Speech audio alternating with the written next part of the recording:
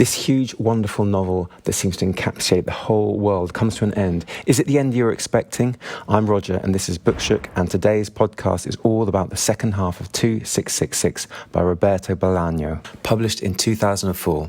So the idea of the podcast is that we'll spend a month reading a book, hopefully together. I'll split the book into two equal halves and discuss the first half on the second Friday of the month and the second part on the last Friday of the month. I'll be sharing your thoughts and mine, asking loads of questions, discussing ideas, making predictions, and we'll decide what type of person would recommend the book to, if at all. I'd love you to read alongside. Of course, you don't have to read anything at all. You can Audible or just listen to the podcast, since I will be summarising what happens, but be aware there will be spoilers. You can leave a comment or start a conversation at the BookShook YouTube channel or send an email to bookshook@yahoo.com. I love reading your comments. Welcome to BookShook. So this podcast is all about the second half of 2666 from the dot on page 445, where the new sentence mentions Calais Santa Catarina. That's exactly halfway. So Mañana breaks into El Cifuentes' house and manages to track down Miguel Montes' address. And then there are two more murdered women, and the American consul, Abraham Mitchell, inquires with Negrete about Mañana, who has, quote, gone missing. And then we have the seer, and she mentions the murders on TV again. And Epifanio tells Lalo Cura a reporter was shot before Lalo arrived. And in her notebook was Pedro Rengifo's number. And then the reporter Gonzalez realises the dead are factory girls. There are two deaths of the same hallmark in the mutilation of the breasts, and Epifanio quizzes a friend of a murdered girl called Sandoval, who says she saw her visit a tall, blonde man. And I'm thinking, is this Archimboldi in a wig? He is tall. We find out that Rengifo is a narco, that means a narcotics dealer, and that surprises Lalo Cura. Epifanio investigates a tall blonde. His name is Klaus Haas, the boss at a computer store. And I'm thinking, well, he's got a German name. I'm sure this must be Archimboldi. And his hair is, quote, canary yellow, as if dyed once a week. Of course, this could also be the perfect red herring. So we'll have to wait and see. When Epifanio shakes Haas's hand, he gets the feeling the, quote, blonde man's bones were made of steel. There are two clues that Haas could be Archimboldi. Quote, Klaus Haas was German, but he had acquired American citizenship. And two, he also travelled to the United States every 2 months, although not on a fixed date or in a regular way, except that none of his trips ever lasted more than 3 days. Now, Epifanio visits Haas. He acts very defensively. He's arrested and questioned for the murder of Sandoval, who he admits seeing in the store.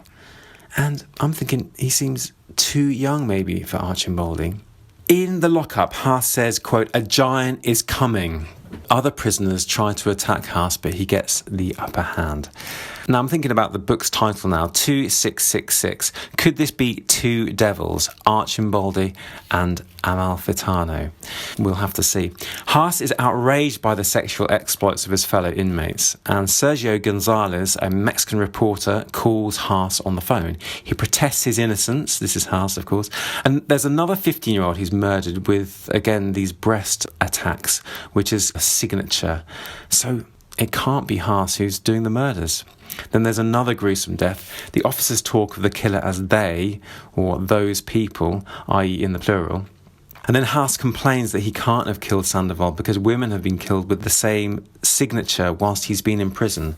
And then there's more deaths. Ugh. The seer goes on TV again, and Haas feels like there is a big killer on the outside. There are many more murders. It's like a whole catalogue of murders. And to me, it's getting a little bit boring, actually, all these constant murders. Shamal is castrated in Santa Teresa prison. He murdered the daughter of a, quote, man with money. And Haas certainly shows that he has power. Lalo Cura shows signs of being a great cop, but his superiors do put him down. There are two young girls, 13 and 15-year-olds, are found dead and tortured and raped. There is a boxing magazine at the scene, and I'm thinking, could the killer be related to boxing in some way? Could it be Marilino? The houses near to where the girls are found belong to two different narcos, Rengifo and Campuzano. And the apartment where the girls were found were tenanted by Javier Ramos, but there's no sign of him. It is reported that Santa Teresa is the capital of snuff films. Haas is accused of paying a gang to murder people that resembled his victims, but he denies this. I'm thinking there's lots of info dump void of poetry. Every now and then poetry does crop up, e.g. Campo's describing how she'd like to flee to Paris, but it's rather rare. The narrator describes the filming of a faked snuff film, and then there's more horrific murder and rape victims. The three medical examiners are introduced and the police tell a catalogue of chauvinist jokes. Lala Cura, who could be our hero, reflects on his sad family history. And then Sergio Gonzalez is allowed to write another piece on the murders. He chats with Haas, the victims' parents, and Yolanda Palacio from the Santa Teresa Department of Sex Crimes, and he also goes to try and see the seer. But he ends up going to dinner with Reinaldo and the seer's lawyer, Patricio. And then there's another murder, Aurora Cruz. The amount of semen at the crime scene would be abnormal for one person, so I'm thinking there must be two devils at work, possibly. Martinez interviews the seer, and there's a murdered girl who says she was packed into a car and he looked, quote, like a pig just before she expires. There's another 30-year-old who's murdered. The husband admits the murder, and I'm thinking maybe the serial killer is definitely attacking younger women. Haas makes a statement as to who killed Sandoval, who he is accused of killing, and, quote, at least 30 other young women. It is someone called Antonio Uribe, but no one's heard of him. Kessler from American FBI is called in to investigate the murders, and there's another victim who is half buried, and I'm reminded now of the Madonna of Guadalupe with half an eye open, half an eye closed. He goes on a recce of the shanty towns near the Maquiladoras, and he was invited to Mexico by the Congresswoman Plata, and we hear a little of her backstory, in particular her girlfriend Kelly. Now, in prison, Haas says, quote, Antonio Uribe started the killing and his cousin Daniel disposed of the bodies due to, quote, arousal. He says they fled 6 months ago, although, quote, there are people who claim to have seen them in Tucson, Phoenix, even Los Angeles, said Haas. How can we verify this? Very simple, he says. Get their parents' phone numbers and ask where they are, said Haas, with a smile of triumph. Kessler does a recce of Cerro Estrella, which is a notorious murder area, and then the history of Plata continues. Structurally, we've now in another one of these cycles of 4 chapters. We have Plata's history, we have Kessler's recce, we have Haas's press conference, and we have a description of the murders. Kessler visits El Chile, an illegal dump, and it's clear there's a massive drug problem in the local population. And Plata continues to tell Inspector Martinez about her friend Kelly. And I'm thinking, maybe this is a stupid question, but is Kelly one of the deceased? And now that the Congresswoman is involved, she is able to hire some big, powerful hitters like Kessler. Haas's lawyer sobs. Haas is her beloved. And Plata describes her rise to Congresswoman. Kessler gives some lectures at a Santa Teresa University, and the Uribes can't be found. Plata says that, quote, Kelly ran high-class parties and one night she phones saying she's in trouble. And then a reporter, Mercado, covering the crimes goes missing and Kelly disappears after a party at a, quote, ranch. And I'm thinking perhaps this is Merolino's ranch, although ranches are quite common in rich Mexico. The party was of a banker run by Salazar Crespo, who laundered money for Santa Teresa cartel, and he has, quote, old friends in Plata's PRI political party. Mary Sue Bravo, a reporter, investigates missing Mercado, and Congresswoman Plata starts inquiring in Santa Teresa, and she talks of some strange reflections, and we've seen some strange reflections before in the first part.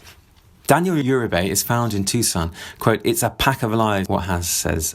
And Plata learns of some other cases Quote, as I learned about other cases, however, as I heard other voices, my rage began to assume what you might call mass stature. My rage became collective, or the expression of something collective. My rage, when it allowed itself to show, saw itself as the instrument of vengeance of thousands of victims.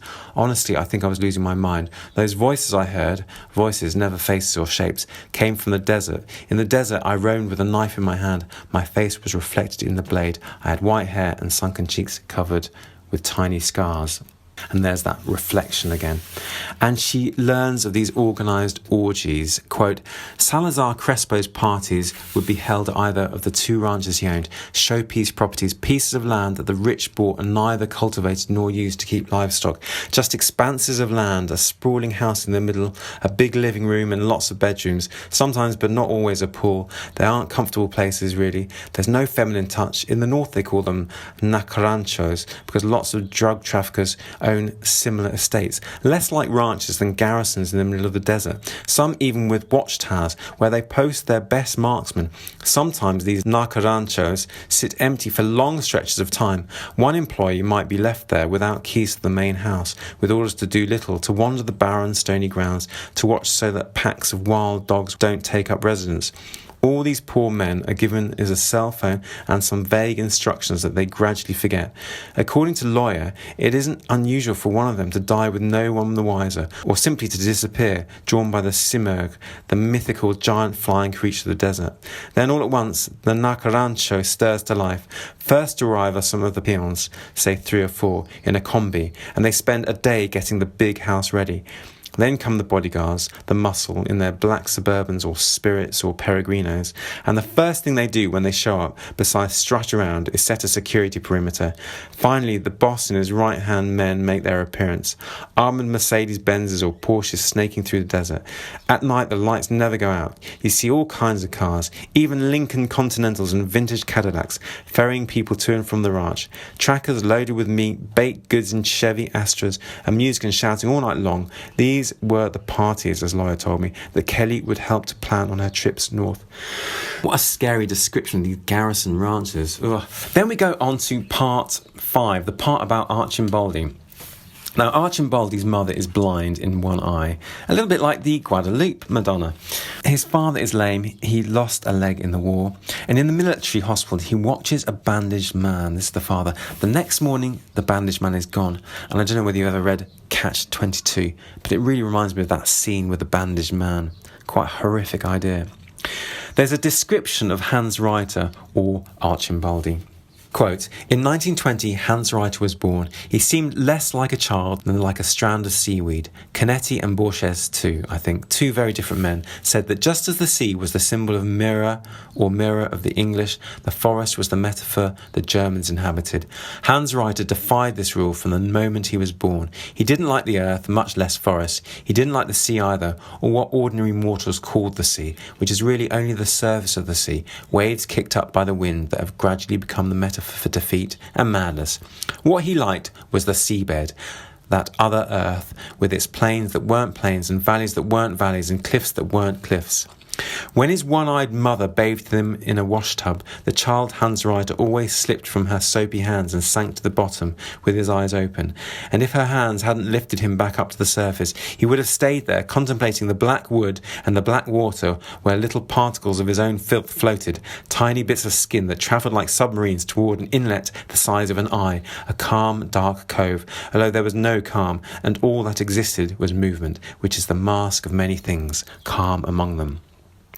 The view from the bottom of a bath under the sea. He isn't interested in the surface, but what goes on underneath. Brilliant writing. And he develops this love of seaweed and diving. His father is obviously very xenophobic, and he lists dozens of people who are, quote, swine.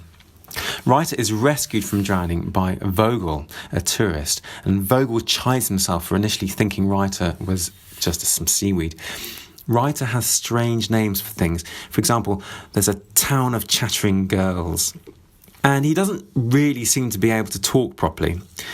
He works dusting books in a baron's house, and he sees the baron's nephew steal the silver cutlery.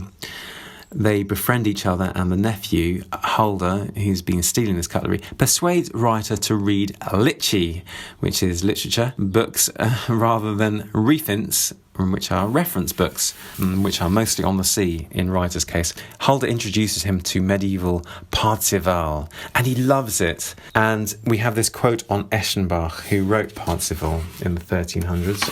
Quote, "Wolfram's pride, I fled the pursuit of letters. I was untutored in the arts. A pride that stands aloof, a pride that says, 'Die, all of you, but I'll live,' confers on him a halo of dizzying mystery, of terrible indifference, which attracted the young Hans the way a giant magnet attracts a slender nail." Huldah helps Reiter get a job in Berlin, and they befriend a Japanese person called Nisa. Quote, "Sometimes, however, as they sat on a cafe terrace or around a dark cabaret table, an obstinate silence descended inexplicably over the trio. They seemed suddenly to freeze, lose all sense of time, and turn completely inward, as if they were bypassing the abyss of daily life, the abyss of people, the abyss of conversation, and had decided to approach a kind of lakeside region, a late romantic region where the borders were clocked from dusk to dusk, 10, 15, 20 minutes, an eternity, like the minutes of those condemned to die, like the minutes of women who've just given birth and are condemned to die, who understand that more time isn't more eternity, and nevertheless wish with all their souls for more time, and their wails are birds that come flying every so often across the double lakeside landscape so calmly, like luxurious egrescences or heartbeats. Then naturally the three men would emerge stiff from the silence and go back to talking about inventions, women, Finnish philology, the building of highways across the Reich." So zen. Nisa is obviously a very good influence. They befriend a lady called Greta, and they go to lots of parties of hers, and there's an orchestral conductor that comes to the party. Quote, "Musicians often visited Greta, including an orchestra conductor who claimed that music was the fourth dimension. The fourth dimension," he liked to say, "encompasses the three dimensions and consequently puts them in their place. That is, it obliterates the dictatorship of the three dimensions and thereby obliterates the three-dimensional world we know and live in. The fourth dimension," he said, "was expressible only through music, Bach, Mozart, Beethoven." He continues, quote, "According to the director, life qua life in the fourth dimension was of an unimaginable richness, etc., etc. But the truly important thing was the distance from which one, immersed in this harmony, could contemplate human affairs with equanimity, in a word, and free of the artificial travails that oppressed the spirit devoted to work and creation, to life's only transcendent truth, the truth that creates more and more life, an inexhaustible torrent of life and happiness and brightness." The conductor talked and talked about the fourth dimension and some symphonies he had conducted or planned soon to conduct, never once taking his eyes off his listeners. His eyes were like the eyes of a hawk that flies and delights in its flight, but that also maintains a watchful gaze, capable of discerning even the slightest movement down below on the scrambled pattern of earth. Perhaps the conductor was slightly drunk. Perhaps the conductor was tired and his thoughts were elsewhere. Perhaps the conductor's words didn't at all express his state of mind, his manner of being, his worshipful regard of the artistic phenomenon. He could just be drunkenly rambling, of course. And Hans outwits and confuses this conductor on page 666. Does that mean anything? Probably not. Quote, "What would those who lived in the 10th dimension, that is," this is Hans speaking, "that is, those who perceive 10 dimensions think of music, for example, what would Beethoven mean to them? What would Mozart mean to them? What would Bach mean to them?" Probably the young writer answered himself, music would just be noise, noise like crumpled pages, noise like burned books. At this point, the conductor raised a hand and said, or rather whispered confidentially, "Don't speak of burned books, my dear young man." To which Hans responded, "Everything is a burned book, my dear maestro. Music, the 10th dimension, the 4th dimension, cradles, the production of bullets and rifles, westerns, all burned books." And the conductor, when he leaves, says that Hans is, quote, "a time bomb, no question about it, an untrained, powerful mind, irrational, illogical, capable of exploding at the moment least expected," which was untrue. Hans Reiter is ultimately drafted into World War II. He is denied submarine service because of his height, and his captain doesn't believe he is afraid of anything. There's the tale of a soldier who loses himself in the underground tunnels that is recounted, and ironically, this soldier dies 4 days later by being run over by a German car. Reiter swims underwater in the sea an awful lot, and he thinks of deserting the army. Now, looking back on those murders, I wonder if the killer will never be found. I'm thinking that we never might find out about them, which is, I've got to get over that feeling of closure that I want for those murders. Writer bumps into the daughter of his former employer, the Baron, at a lavish castle party that he is stationed to protect.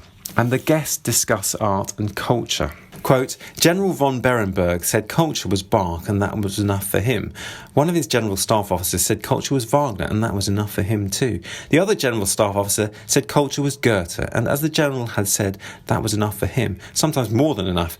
The life of a man is comparable only to the life of another man. The life of a man, he said, is only long enough to fully enjoy the works of another man.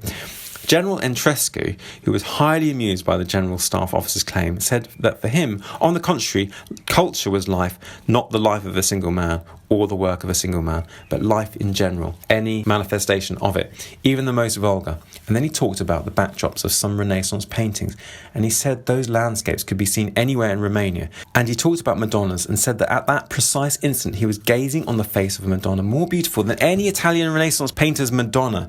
Baroness von Zumper flushed.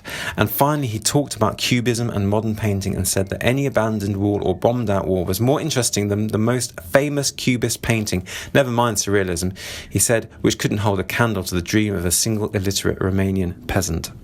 For I steal into their dreams, he said. I steal into their most shameful thoughts. I'm in every shiver, every spasm of their souls. I steal into their hearts. I scrutinize their most fundamental beliefs. I scan their irrational impulses, their unspeakable emotions. I sleep in their lungs during the summer and their muscles during the winter. And all of this I do without the least effort, without intending to, without asking or seeking it out, without constraints, driven only by love and devotion. And then they chat about the origins of Dracula. And then General Entrescu thinks of the Jesus story.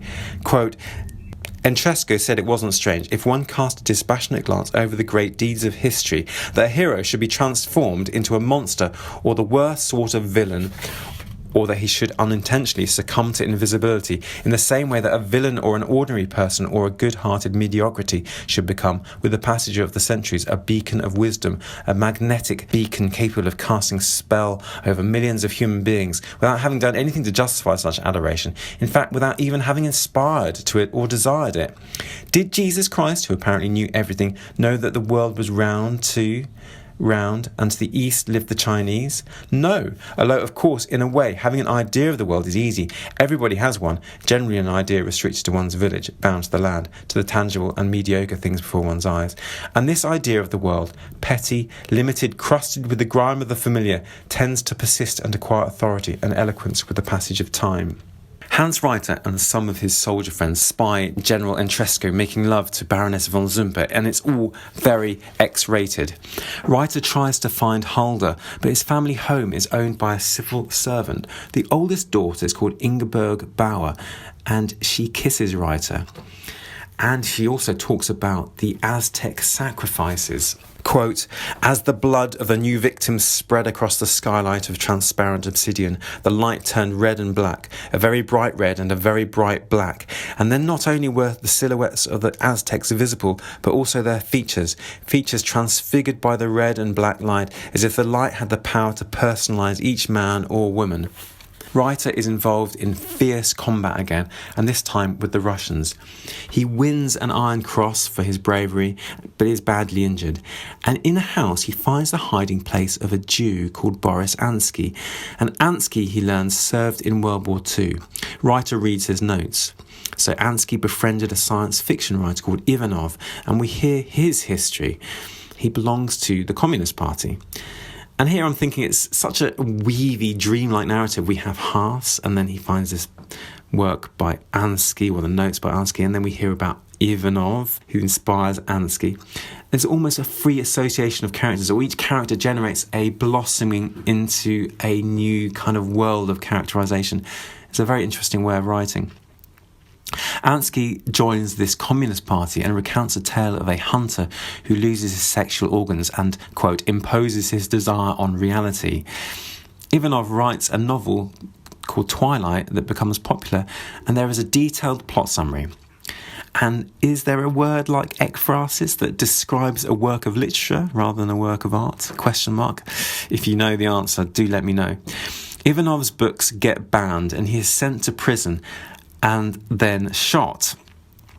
And writer reads about an Italian painter called Arcimboldi in Ansky's notebook. And Ansky is reminded of Ivanov's story of Soviet anthropologists who visit a tribe in Borneo because of a, quote, communication issue. And unfortunately, one of the Soviet anthropologists gets killed. There are scattered notes about Ansky's flight and the death of his father. And writer loves receiving letters from his sister Lottie. Quote, they were letters in which she talked about the things that had happened to her, about the village, school, the dresses she wore, him. You're a giant, said little Lottie. At first, writer was disconcerted by this, but then he thought that for a child, and a child as sweet and impressionable as Lottie, someone of his height was the closest thing to a giant she had ever seen. Your steps echo in the forest, said Lottie in her letters. The birds of the forest hear the sound of your footsteps and stop singing. These little tokens of paper must have meant so much to soldiers in the war. I'm thinking these sort of fragments of family, of love in the war, in the middle of this mayhem. Writer is really bringing this Ansky character alive in his head. Just through these assorted writings, his relationship to Ansky is a bit like my relationship to the whole of this novel. These sort of fragments, these semblances making up a whole world. Writer imagines sinking beneath the water to escape the gunfire of the Russians. And this reminds me a little bit of Toru, if you remember from Norwegian Wood, imagining himself in the murky depths in the bed of a river after one of his friends dies. General Entresco is discovered naked. He's being deserted by his Romanian troops and he is nailed to a cross. Writer ends up in Germany in an American prisoner of war camp. He meets Stammer, a German official who's responsible for a transport of 500 Greek Jews. Initially, he puts them to work, but soon he gets the horrifying order from a, quote, adolescent voice to, quote, dispose of them. Quote, Stammer says, but I'd like to receive the order in writing. I heard a pealing laugh at the other end of the line. It could be my son's laugh, I thought, a laugh that conjured up country afternoons, blue rivers full of trout, and the scent of fistfuls of flowers and grasses. Don't be naive, said the voice without a hint of arrogance. These orders are never issued in writing. How horrific. I'm assuming at the moment that Stammer is an honest narrator, but who knows? Stammer follows the orders with the help of the police, and writer finds Stammer strangled in his prison cell. Quote, when Stammer talked to writer, the police chief and the fire chief stood to one side, several feet from them, as if they didn't want to meddle in their former boss's affairs. One morning, Stammer's body was found halfway between the tent and the latrines. Someone had strangled him. Writer is allowed to leave the camp and goes to Cologne, where he meets a former girlfriend, Ingeborg Bauer, if you remember, the one who talked about the Aztecs and lived in Halder's family home. He and Ingeborg begin a relationship, and he tells her that he killed a man, and the man was Stammer, the killer of the Jews. So Writer did kill Stammer. I didn't see that coming at all. Ingeborg is only given 3 months to live, but she makes a recovery. And Writer finishes his novel and hires a typewriter. The owner used to be a writer until he, quote, gave up literature. He recounts his fascinating history. Writer types up his novel and tries to get a publisher. And one publisher, Mickey Bittnell, who is an ex-Paras, describes in horrifying detail carpet bombing. Arcimboldi helps some paratroopers with a shipment of bananas. Now, he's taken on the name of this Italian artist, Arcimboldi. He's calling himself Benno von Arcimboldi. He changes his name, as I say, to protect himself from any war crimes, especially Stammer's murder. Mr. Bubis agrees to publish his book, and we have Mr. Bubis' history. Interestingly, Mr. Bubis dies, so who is this Mrs. Bubis at the beginning of the novel? Well, we soon find out that he marries a young woman in her early 30s who turns out to be Baroness von Zumper. He tells her what happened to Entresco and they make love. Arcimboldi writes book 2, called The Endless Rose, and Mr. Bubis raves about it and visits the critic Lothar Junger, but he's not a fan. Arcimboldi publishes a 4th book, Rivers of Europe, and Ingeborg is ill with tuberculosis. Archimboldi goes on to write a fifth book. This book he writes very quickly, and it reminds Ingeborg of a typist in her youth called Mrs. Dorothea at her father's office. Quote, and this is Ingeborg speaking to Archimboldi. I understood that there could be music in anything. Mrs. Dorothea's typing was so quick, so particular. There was so much of Mrs. Dorothea in her typing that despite the noise or the clamour or the rhythmic beat of more than 60 typists working at once, the music that flowed from the oldest secretary's typewriter rose far above the collective composition of her office mates, without imposing itself on them, but rather adjusting to them, shepherding them, frolicking with them. Sometimes it seemed to reach the skylights, other times it wound along at floor level, brushing the ankles of the visitors and the boys in shorts. Sometimes it even allowed itself the luxury of slowing down, and then Mrs. Dorothea's typewriter was like a heart, a giant heart beating in the middle of the fog and chaos. But these moments were scarce. Mrs. Dorothea liked speed, and her typing was unusually ahead of the other typing, as if she were blazing a path in the middle of a dark jungle. Dark, dark. Ingeborg is very ill. She runs off into the mountains, and Archimboldi looks for her. And when he finds her, she says, quote, "Look at the stars. All this light is dead. All this light was emitted thousands and millions of years ago. It's the past, you see. When these stars cast their light, we didn't exist. Life on Earth didn't exist. Even Earth didn't exist. This light was cast a long time ago. It's the past. We're surrounded by the past. Everything that no longer exists or exists only in memory or guesswork is there now, above us, shining on the mountains and the snow. And we can't do anything to stop it." "An old book is the past too," said Archimboldi. "A book written and published in 1789 is the past. Its author no longer exists, neither does its printer or the ones who read it first or the time when it was written. But the book, the first edition of that book, is still here, like the pyramids of the Aztecs," said Archimboldi. "I hate first editions and pyramids, and I hate those bloodthirsty Aztecs," said Ingeborg. "But the light of the stars makes me dizzy. It makes me want to cry," said Ingeborg, her eyes damp with madness. Their landlord, Leuber, finally admits to murdering his wife in, quote, the ravine. He tells Archimboldi to tell Ingeborg the truth. Now, Ingeborg drowns and the body is never recovered.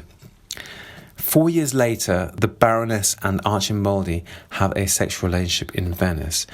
Archimboldi visits Bubis, and Bubis comments on posterity. Quote, "They talked about some writers who had no ethical sense, self-confessed and happy plagiarists who hid expressions of mingled fear and outrage behind a cheerful mask, writers prepared to cling to any reputation with the certainty that they would thus live on in posterity, any posterity, which made the copy editors and the other employees laugh and even prompted a resigned smile from Bubis, since no one knew better that posterity was a vaudeville joke audible only to those with front row seats."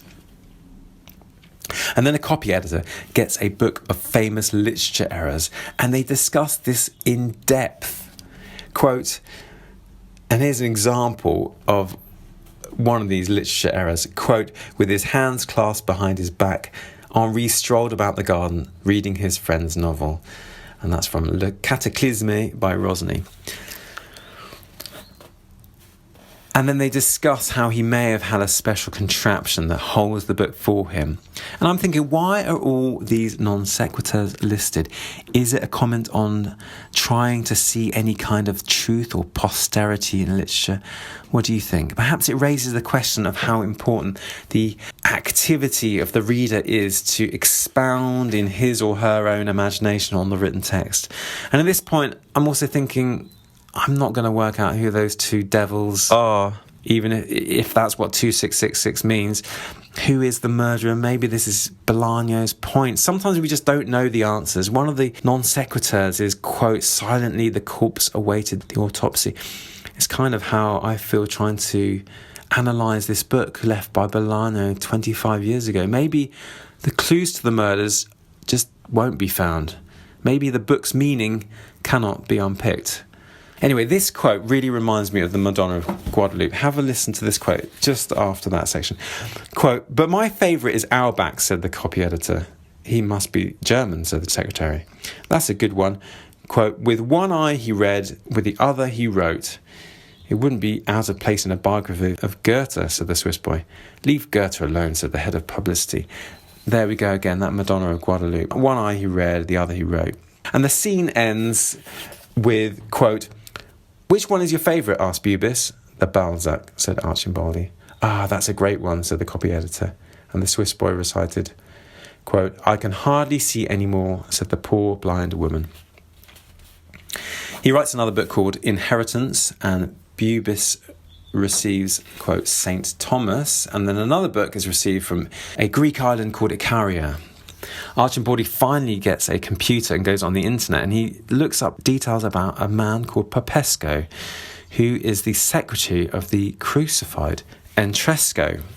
Quote, "In a few deft moves strongly tinged with the absurd, he insinuated himself into murky business deals in which the underworld, espionage, the church and work permits mingled.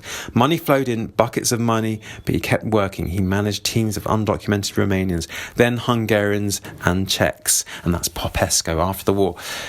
Perhaps he becomes the murderer. Then, quote, "One day Popesco receives the visit of a crippled captain formerly of the Romanian 4th Army Corps, which had been under the command of Entresco. And Popesco orders this captain's murder for being a witness to Entresco's crucifixion and not acting.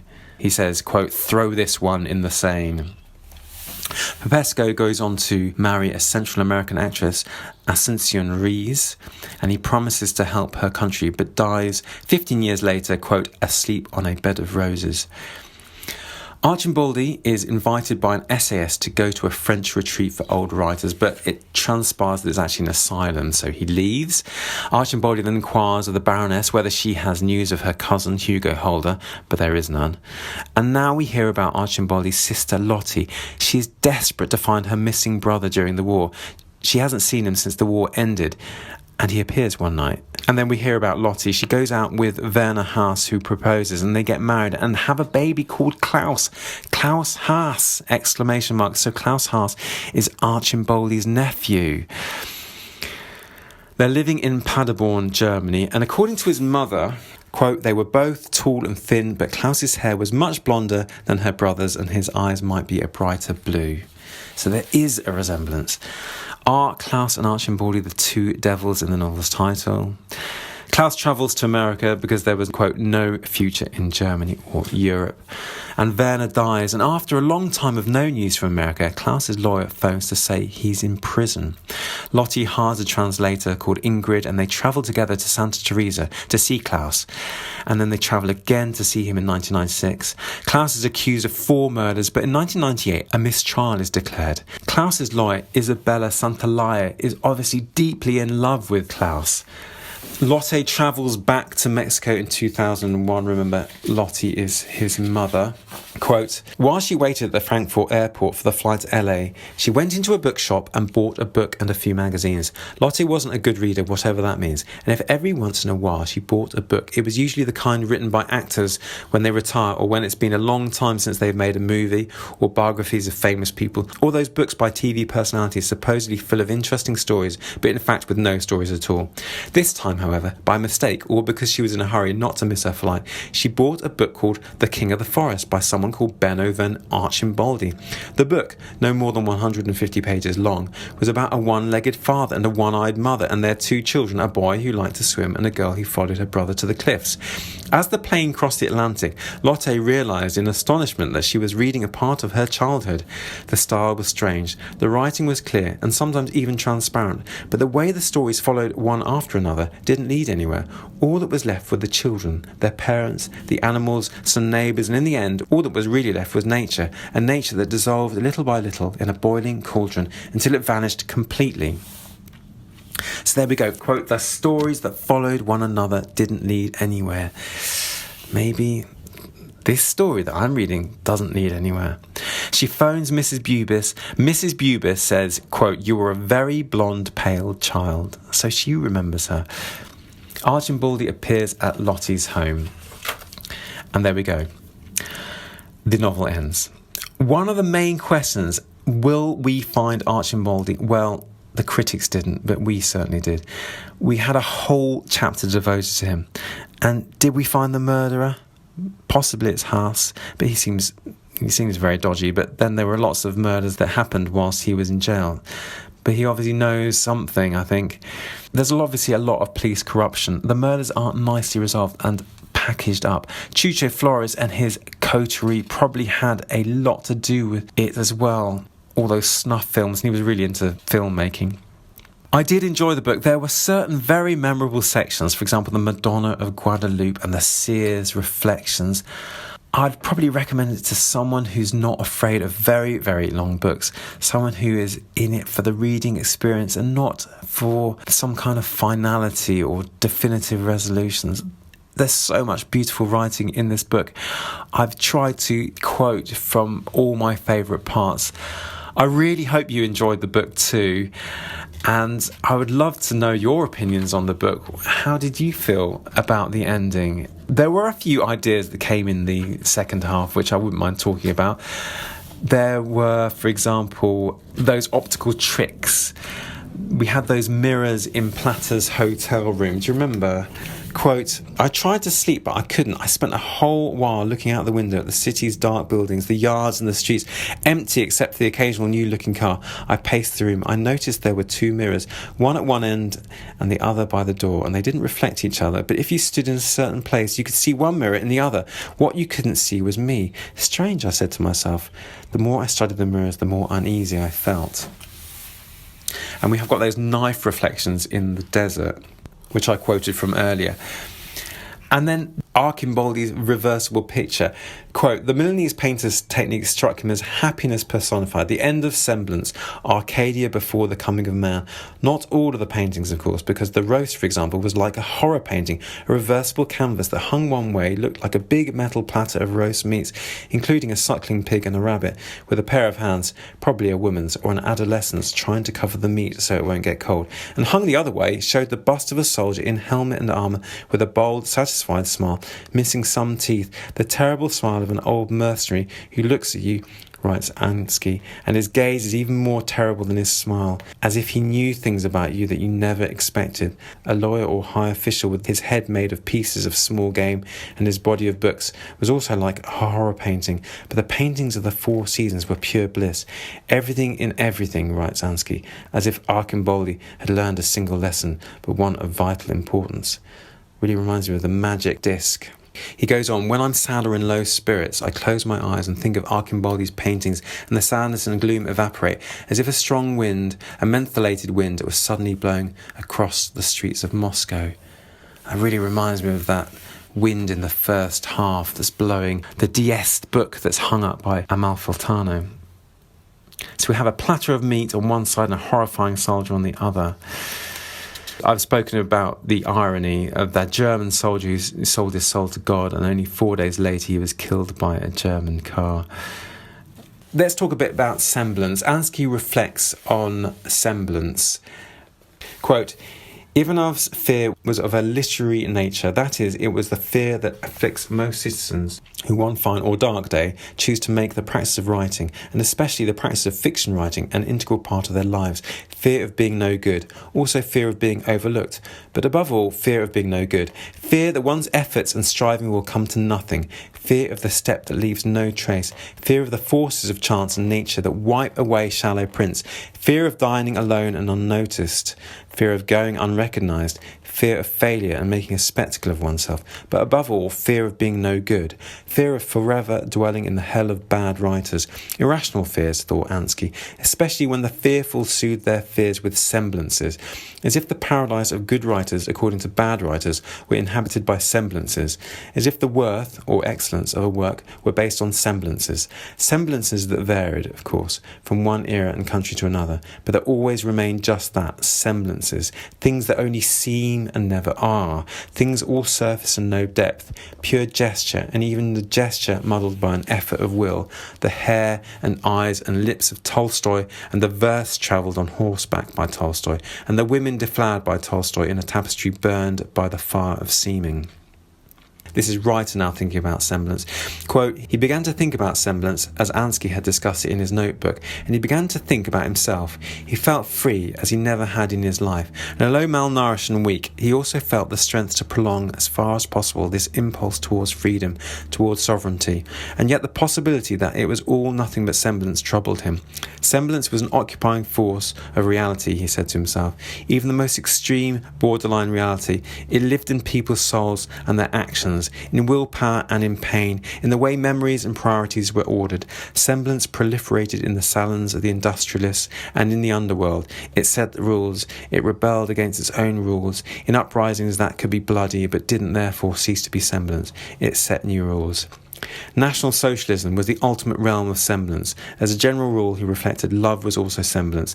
My love for Lottie isn't semblance. Lottie is my sister, and she's little and she thinks I'm a giant. But love, ordinary love, the love of a man and a woman, with breakfasts and dinners, with jealousy and money and sadness, is play acting or semblance. Youth is the semblance of strength. Love is the semblance of peace. Neither youth nor strength nor love nor peace can be granted to me, he said to himself with a sigh, nor can I accept such a gift. Only Ansky's wanderings isn't semblance, he thought. Only Ansky at 14 isn't semblance. Ansky lived his whole life in rabid immaturity because the revolution, the one true revolution, is also immature. And this made me think of novels, how a novel is made up of semblances, perhaps.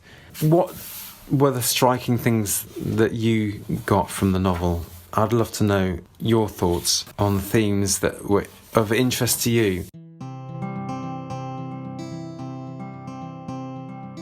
I don't know a huge amount about the Chilean writer Boliano, but Wikipedia does. So he was born in 1953 in Santiago in Chile. He was the son of a truck driver who was also a boxer and a teacher. He and his sister spent their early years in southern and coastal Chile. By his own account, he was skinny, nearsighted and bookish, an unpromising child. He was dyslexic and was often bullied at school, where he felt like an outsider. Quote, he came from a lower middle-class family, and while his mother was a fan of bestsellers, they were not an intellectual family. He had one young sister. He was 10 when he started his first job, selling bus tickets on the Quilpue-Valparaiso route. In 1968, he moved with his family to Mexico City, dropped out of school, worked as a journalist and became active in left-wing political causes. He briefly returned to Chile in 1973. A key episode in Boliano's life, mentioned in different forms in several of his works, happened here to help build the revolution by supporting the democratic socialist government of Salvador Allende. After Augusto Pinochet's right-wing military coup against Allende, Boliano was arrested on suspicion of being a terrorist and spent 8 days in custody. He was rescued by 2 former classmates who had become prison guards. Boliano describes this experience in the story Dance Card. According to the version of events he provides in this story, he was not tortured as he expected. But, quote, in the small hours I could hear them torturing others. I couldn't sleep and there was nothing to read except a magazine in English that someone had left behind. The only interesting article in it was about a house that had once belonged to Dylan Thomas.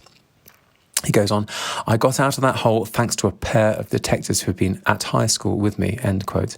The episode is also recounted from the point of view of Boliano's former classmates in the story Detectives. Nevertheless, since 2009, Boliano's Mexican friends from that era have cast doubts on whether he was even in Chile in 1973 at all.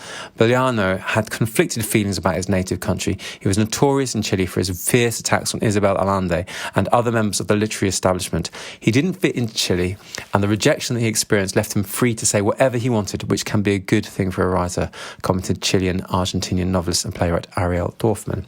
Now, about 266, Wikipedia says, quote, 2666 was published in 2004, reportedly as a first draft submitted to his publisher after his death. The text of 2666 was the major preoccupation of the last 5 years of his life when he was facing death from liver problems. At more than 1,100 pages, the novel is divided into 5 parts, focused on the mostly unsolved and still ongoing serial murders of the fictional Santa Teresa, based on Ciudad Juarez. 2666 depicts the horror of the 20th century through a wide cast of characters, including police officers, journalists, criminals and 4 academics on a quest to find the secretive, Pynchonesque German writer Benno von Archimboldi, who also resembles Boliano himself. In 2008, the book won the National Book Critics Circle Award for Fiction. The award was accepted by Natasha Wimmer, the book's translator. In March 2009, The Guardian newspaper reported that an additional Part 6 of 2666 was among papers found by researchers going through Boliano's literary estate. And I should mention that I think this translation by Natasha Wimmer is fantastic. I would like to now talk about November's book, The Bluest Eye by Toni Morrison. This was published in 1970. If you're reading alongside, I'll be reading up to page 107. That's up to the chapter that begins, "See Mother, Mother is very nice," etc., etc. A very, very long one word, all in capitals. So just over halfway. Now, I chose this book because I love Toni Morrison's Beloved. It was such a moving and powerful tale, and I've always wanted to read more of her work. I don't know a huge amount about Toni Morrison, other than she's an American and that she has written beautiful novels where the theme of racism has been explored. At the end of the second podcast, I'll be sure to do some research on her as well. So here it goes. This is The Bluest Eye, a beautiful blue book, and it's got sort of paper chain of people cut out the front. So here we go. This is the opening. "Here is the house. It is green and white. It has a red door. It is very pretty. Here is the family. Mother, father, Dick and Jane live in the green and white house. They're very happy. See Jane? She has a red dress. She wants to play. Who will play with Jane? See the cat? It goes meow meow. Come and play. Come play with Jane. The kitten will not play. See Mother. Mother is very nice. Mother, will you play with Jane? Mother laughs. Laugh, Mother, laugh. See Father, he is big and strong. Father, will you play with Jane? Father is smiling. Smile, Father, smile. See the dog. Bow wow goes the dog. Do you want to play with Jane? See the dog run. Run, dog, run. Look, look. Here comes a friend. The friend will play with Jane. They will play a good game. Play, Jane, play. Here is the house. It is green and white. It has a red door. It is very pretty. Here is the family with Father, Dick and Jane live in the green and white house. They're very happy. See Jane. She has a red dress. She wants to play. Who will play with Jane? See the cat. It goes meow meow. Come and play. Come play with Jane. The kitten will not play. See Mother. Mother is very nice, Mother. Will you play with Jane? Mother laughs. Laugh, Mother, laugh. See Father. He is big and strong. Father, will you play with Jane? Father is smiling. Smile, Father. Smile. See the dog. Bow wow goes the dog. Do you want to play? Do you want to play with Jane? See the dog run, run. Dog run. Look, look. Here comes a friend. The friend will play with Jane. They will play a good game. Play, Jane, play. Here is the house. It is green and white. It has a red door. It is very pretty. Here is the family. Mother, Father, Dick, Jane and Jack live in the green white house. They are very happy. See Jane.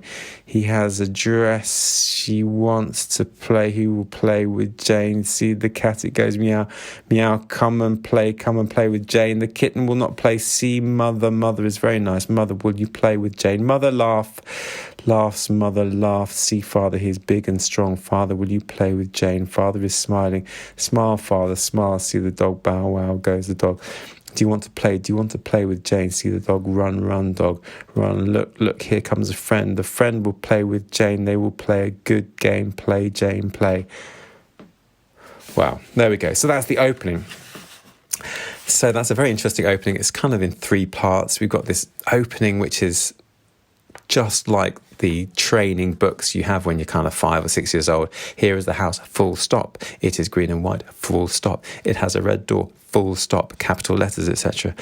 And then the second part doesn't have any punctuation, no full stops. It's much more difficult to read. There's no capitalisation. Here is the house. It is green and white. It has a red door. It is very pretty. Here is the family. Mother, Father, Dick. It's difficult to work out exactly what's going on. And then in the third part, the author has removed all the spaces, so it's almost impossible to read. This kind of writing is very patriarchal, I guess, at the beginning. Jane is playing nicely. The mother is laughing. The father is big and strong. There's this very patriarchal society, or at least the ideology is that family unit with pets and the dog running, and they're going to play a good game, and Jane's going to play, and everyone's being good. And it kind of sort of breaks down. There's a sort of breaking down of language, and the meaning kind of becomes very, very difficult to understand. It's almost as if the person reading it is going into themselves somehow. They're reading it, and then they're losing all sense of their ability to make sense of the language.